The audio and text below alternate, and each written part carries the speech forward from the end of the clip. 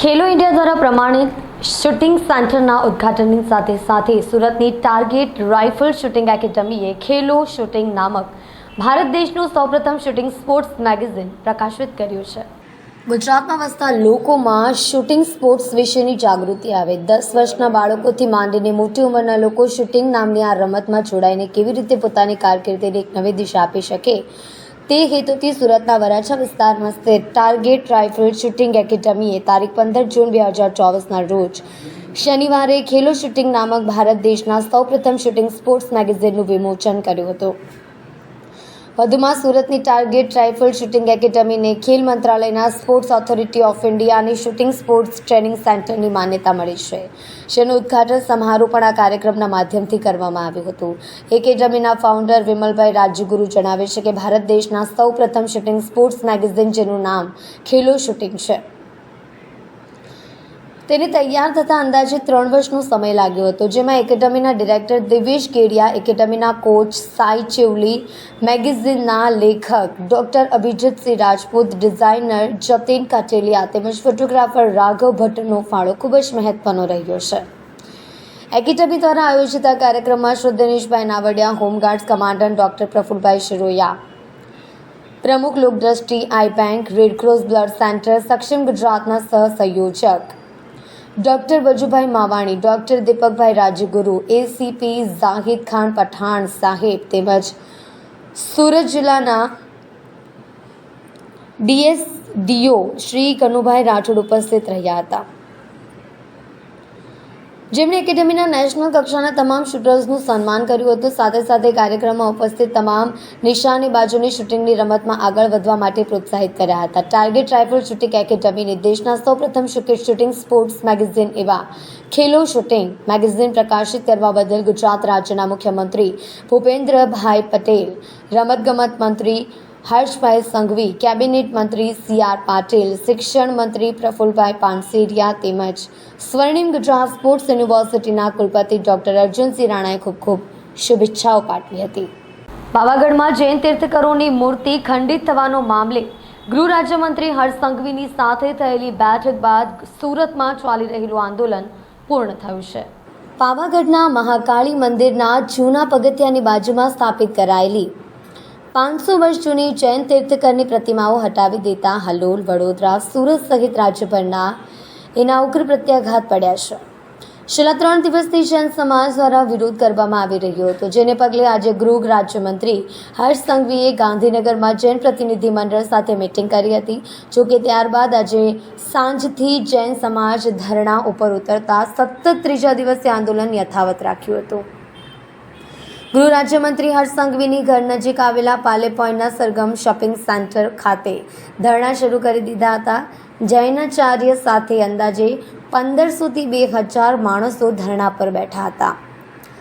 પોલીસના ઉચ્ચ અધિકારીઓ સ્થળ પર હાજર જોવા મળ્યા હતા। જોકે રાત્રે સરકાર દ્વારા જૈન સમાજની તમામ માંગણીઓ સ્વીકારી હોવાની જાહેરાત કરવામાં આવી હતી, જે બાદ જૈન સમાજ દ્વારા ધરણા પૂર્ણ કરવામાં આવ્યા હતા। સુરત મહાનગરપાલિકાના પૂર્ણાના 2 કોર્પોરેટર્સ સામે એસીપીમાં અરજી કરાઈ છે। 10 લાખ રૂપિયાની લાંચ માંગ્યાની કરી હોવાના આક્ષેપ સાથે એસીપીમાં અરજી કરાઈ છે।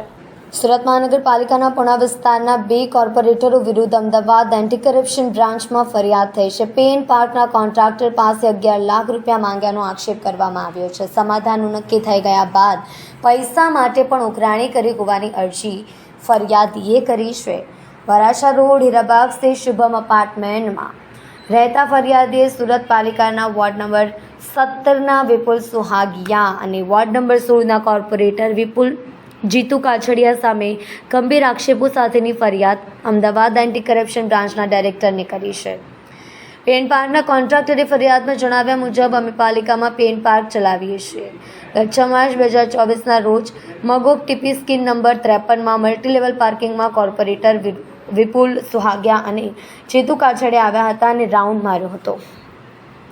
પાર્કિંગના જ મકાનમાં પાલિકા શાકભાજી માર્કેટના ઓટલા બનાવ્યા અને માણસો દ્વારા રસોડાનો સામાન મૂકવામાં આવ્યો હોય તેના ફોટો લીધા હતા। બાદમાં પાલિકાની જગ્યામાં ગેરકાયદેસર દબાણ કરી તકરાર ઊભી કરી હતી। સમાધાનની વાત કરી 11 લાખ રૂપિયામાં પતાવટ થશે તેવું કહ્યું હતું। અમારા દ્વારા ના પાડવામાં આવ્યા બાદ તેઓએ પાલિકાના અધિકારીઓને બોલાવ્યા હતા. અધિકારીઓને મધ્યસ્થી કર્યા બાદ પતાવટમાંથી 10 લાખ નક્કી થયા હતા. અધિકારી અમારી પાસે માફી પત્ર લખાવ્યો હતો. 5 દિવસમાં પેમેન્ટનું કહ્યા બાદ ઉઘરાણી કરી હતી. આપનું નામ? હિતેશભાઈ, કોણે પૈસા માંગ્યા હતા, શા માટે? જીતુભાઈ કાછડિયા અને જીતુભાઈ જોવાડિયા આમાંથી પાર્કિંગના કોર્પોરેટર છે. ત્યાં અમારા પાર્કિંગ મલ્ટીલેવલ પાર્કિંગમાં આવેલા પછી આટો માર્યો. પછી અહીં બાજુમાં અમારું સબ્જી માર્કેટ આવેલું છે. ત્યાં કોઈ અમારા માણસો દ્વારા કરિયાણાનો સામાન મૂકેલો. કોર્પોરેટરે એવી તકરાર કરેલી કે અહીંયા તમે એસએમસીમાં ગેરકાયદેસર કબજો કરેલો છે, તમારી પર ખંડણીનો ગુનો લાગશે ને આ ગુનો લાગશે ને આ કલમો લાગશે ને એવી વાત કરેલી. એટલે અમારા માણસોને ગરબાઈ ગયેલા. કેટલા રૂપિયા માંગણી કરવામાં આવી હતી? કોણ કોણ? આ બાબતે એનો મિત્ર અને મારો મિત્ર થાય એવા માણસને બોલાવેલા. ભાઈ આ વાત કરે છે, પૈસાની માંગણી કરે છે, એટલે એની પાસે પૈસાની માંગણી કરાવેલી કે એટલા થાય છે 11 લાખ રૂપિયા. પછી એને ના પાડી.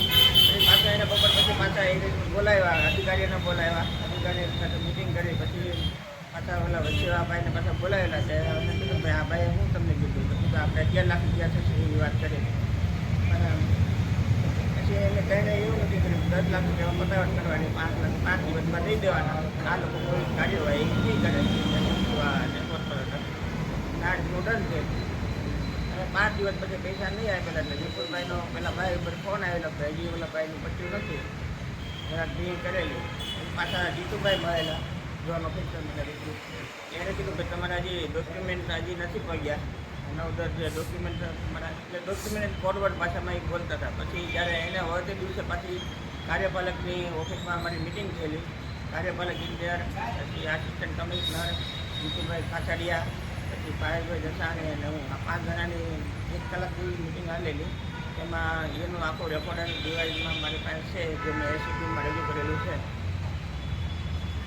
સુરતના પાલ વિસ્તારમાં વિવાંતા મોલ પાસે મણિભદ્ર રેસિડેન્સી નજીક ગાયનું કપાયેલું ગળું જાહેરમાં નાખી અસામાજિક તત્વોનું ધાર્મિક લાગણી દુભાવવાનો પ્રયાસ કરાયો છે. સુરતના પાલ વિસ્તારમાં વિવાંતા મોલ પાસે મણિભદ્ર રેસિડેન્સી નજીક ગાયનું કપાયેલું ગળું જાહેરમાં નાખવામાં આવ્યું છે. બેફામ બનેલા અસામાજિક તત્વોના આવા કૃત્યથી જૈન સંપ્રદાયની લાગણી દુભાઈ છે. જૈન મુનિ દ્વારા ગાયનું ગળું કાપનાર સામે કાર્યવાહીની માંગણી કરવામાં આવી છે. પાલ વિસ્તારમાં મણિભદ્ર રેસિડેન્સીની આજુબાજુ ઘણા બધા જૈન દેરાસરો આવેલા છે. અહીં મોટાભાગે જૈન લોકો જ વસવાટ કરે છે. ત્યારે આ પ્રકારે પશુનું માથું કાપીને ફેંકવાની ઘટનાને ફરી જૈન સમાજના લોકોની લાગણી દુભાવી છે. આજે સવારે એક વ્યક્તિ ત્યાંથી પસાર થતો હતો ત્યારે તેના દ્વારા રેસિડેન્સીની બહાર પશુનું માથું ફેંકાયા હોવાની જાણ રેસિડેન્સીના લોકોને થઈ. તમામ લોકો તુરંત જ બહાર દોડી આવ્યા. તેમજ આસપાસના જૈન દેરાસરના મહારાજ સાહેબ પણ આવી પહોંચ્યા હતા. આ ઘટનાથી જૈન સમાજ ફરી રોષે ભરાયો છે. આ કૃત્યને લઈને વિરોધ વ્યક્ત કરવામાં આવ્યો છે. અહીં લોકોનું ટોળું એકત્ર થતાં પોલીસ અધિકારીઓનો કાફલો પણ ઘટના સ્થળે પહોંચી ગયો હતો. આ ઘટના અંગે ડીસીપી રાકેશ બારોટે જણાવ્યું હતું કે ખાનગી વ્યક્તિ દ્વારા અડાજણ પોલીસ સ્ટેશનમાં ફોન કરવામાં આવ્યો હતો અને અહીં આવતા પશુના માથાનો ભાગ મળી આવેલો છે. એફિશિયલની ટીમ બોલાવવામાં આવી છે. જે પશુના અંગોનો ભાગ મળ્યો છે તેમના ડીએનએ તપાસ કરવામાં આવશે. તેમજ વેટેનરી ડોક્ટરને પણ બોલાવવામાં આવ્યા હતા. તેમણે પણ નમૂના લીધા છે. પાલ ગાર્ડન પાસે પશુના બીજા અંગો મળી આવ્યા છે, તેની પણ તપાસ કરવામાં આવી રહી છે. આજે સવારે ખાનગી વ્યક્તિ દ્વારા પોલીસને મેસેજ મળે આધારે પોલીસે સ્થળ પર આવીને જોતા એક પ્રાણીનો જે માથાનો ભાગ હોય એ અવશેષ મળી આવેલ છે. આ બાબતે તાત્કાલિક એફએસએલ અધિકારીનો સંપર્ક કરી એમને બોલાવવામાં આવેલ છે. સ્થળ પર આવી અને એમણે જરૂરી સેમ્પલો કલેક્ટ કરેલા છે અને ડીએનએ ટેસ્ટની કામગીરી ચાલુમાં છે. એના આધારે પછી એ કહી શકશે કે આ મૃતદેહ છે એ કોનો છે. આ સિવાય વેટરનરી અધિકારીને પણ સ્થળ પર બોલાવવામાં આવેલા છે અને એમની પાસેથી પણ સેમ્પલ કલેક્ટ કરવામાં આવેલા છે. સેમ્પલ કલેક્ટ કરેલા છે એમણે એ એફએસએલમાં મોકલી અને આગળની ચકાસણીની કાર્યવાહી કરવામાં આવશે. હૈદરાબાદના વેપારીને ક્રિપ્ટોકરન્સીમાં રોકાણ કરવાથી સારું એવું વળતર મળશે તેવી લાલચ આપવામાં આવી હતી. વરાછા પોલીસ મથક વિસ્તારમાં વેપારીના રોકડા ₹2 કરોડના લૂંટના ગુનામાં વચગાળાના જામીન મેળવી જેલમાંથી ફરાર થયેલા કાચા કામના કેદીને સુરત ક્રાઇમ બ્રાન્ચે ઝડપી પાડ્યો છે. વેપારીએ સગા સંબંધીઓ પાસેથી રૂપિયા 2 કરોડ લીધા હતા. છેલ્લા 2 મહિનાથી વચગાળાના જામીન ઉપરથી ફરાર થઈ ગયેલા કાચા કામના કેદી કિરીટકુમાર મધુભાઈ પાલડિયાને સુરત ક્રાઇમ બ્રાન્ચે વેસુ વિસ્તારમાંથી ઝડપી પાડ્યો છે. હૈદરાબાદમાં સુપરસેલ્ડ ઇન્ડિયા નામથી ઓટોમોબાઇલ્સ વેપાર સાથે વિનય નવીનભાઈ સંકળાયેલા છે. તેમના એજન્ટ લક્ષ્મીનારાયણને સુરતના પીકે ઝા તથા તેના એજન્ટ સુમન તેમજ સાર્થક સાથે થયેલી વાતચીત મુજબ ક્રિપ્ટોકરન્સીમાં રોકાણ કરવાનું જણાવી કમિશન પેટે ઘણો ફાયદો થશે તેવી ખાતરી અપાવી હતી, જેથી ફરિયાદીએ ક્રિપ્ટોકરન્સીમાં રોકાણ કરવા માટે પોતાના સગા સંબંધીઓ પાસેથી રૂપિયા 2 કરોડ લીધા હતા. સુરત શહેરના વરાછા વિસ્તાર ખાતે આવેલા શ્રી સિદ્ધિ એન્ટરપ્રાઇઝ નામની આંગડિયા પેઢીમાં ઘણી આપવા છતાં આરોપીઓના પ્લાન મુજબ ફરિયાદીના એજન્ટ લક્ષ્મીનારાયણના ખાતામાં ટ્રાન્સફર નહીં કરતા આરોપી પિન્ટુ ઝા તથા અમિત અને સુમન અગાઉ કરેલા પૂર્વ આયોજિત કાવતરા મુજબ મધુકર, રાકેશ, રાજુ, વિક્કી, કિરણ પાલડિયા તથા શાહરૂખ વોરા તેમજ બીજા અજાણ્યા શખ્સો સાથે આવી મારામારી કરી હતી. ફરિયાદીના રોકડા રૂપિયા 2 કરોડની લૂંટ કરીને નાસી ગયા હતા. જે અંગે ફરિયાદીએ 5 ફેબ્રુઆરી વર્ષ 2022ના રોજ વરાછા પોલીસ મથકમાં ફરિયાદ નોંધાવી હતી. આ ગુનામાં વરાછા પોલીસે કુલ 12 આરોપીની ધરપકડ કરી હતી. લાજપોર જેલ મોકલી આપ્યા હતા. આ કેસમાં આરોપી કિરીટ મધુકર પાલડિયા લાજપોર મધ્યસ્થ જેલમાં કાચા કામના કેદી તરીકે જેલમાં હતો. આ દરમિયાન ગુજરાત હાઈકોર્ટ અમદાવાદના હુકમને આધારે 7 દિવસના વચગાળાના જામીન મંજૂર કરવામાં આવ્યા હતા. 5 એપ્રિલ 2024ના રોજ તેને જેલમાંથી મુક્ત કરવામાં આવ્યા હતા અને તારીખ 13 એપ્રિલ 2024ના રોજ પરત જેલમાં હાજર થવાનું કહ્યું હતું, પરંતુ આરોપી હાજર ન થતાં ફરાર થઈ ગયો હતો. માહિતીને આધારે સુરત ક્રાઇમ બ્રાન્ચે આખરે તેની ધરપકડ વેસુ વિસ્તારમાંથી કરી લીધી છે. સલાબતપુરા પોલીસ સ્ટેશનની હદમાં આવેલા સોમેશ્વર પાસે કાપડ માર્કેટ વેપારી સાથે શૂટિંગની ઘટના બની છે. દુકાન માલિકની ગેરહાજરીમાં વેપારીએ પોતાના માણસો બોલાવી દુકાનમાં તોડફોડ કરી હતી. સુરત શહેરમાં હીરા અને કાપડ ઉદ્યોગ વિશ્વ પ્રખ્યાત છે. રિંગ રોડ પર આવેલી કાપડ માર્કેટમાં દેશના વિવિધ રાજ્યોમાંથી કાપડ ખરીદી કરવા વેપારીઓ આવતા હોય છે. અહીં અવારનવાર પાર્ટી ઉઠી ગયા હોવાની ફરિયાદ પોલીસ મથકે નોંધાતી હોય છે. તેવામાં સલાબતપુરા વિસ્તારમાં વધુ એક કાપડ વેપારી સાથે ચીટિંગની ઘટના બની છે.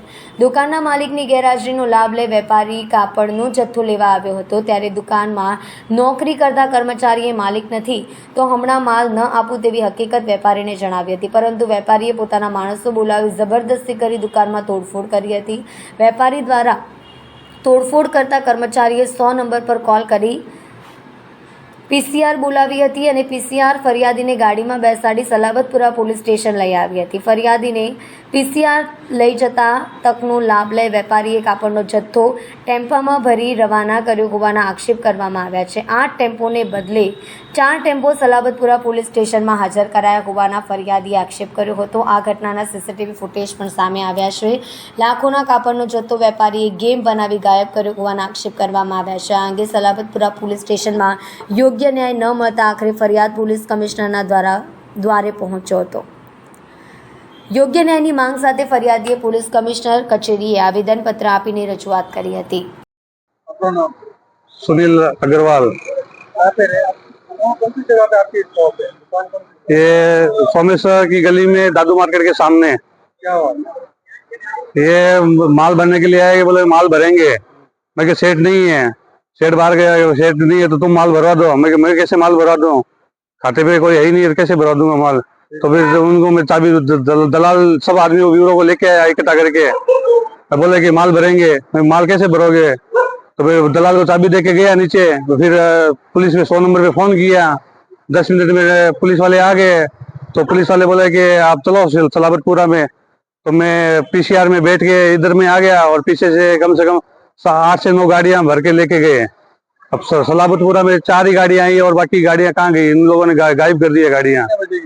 ये 8:40 की घटना है। फिर क्या हुआ? आपके सेठ को कब? सेठ को मैंने फोन किया, सेठ बोले कि मैं अभी आ रहा हूँ, पहुंच रहा हूँ, मैं थोड़ा बाहर हूँ, टाइम लगेगा मेरे को आने में। अभी सलाबतपुरा में कितनी गाड़ी है? अभी सलाबतपुरा में 4 गाड़ियां खड़ी है और बाकी गाड़ियां है नहीं है। कितना माल गया होगा आपके? मेरा पूरा खाता खाली कर दिया सर। कितने लाख का माल?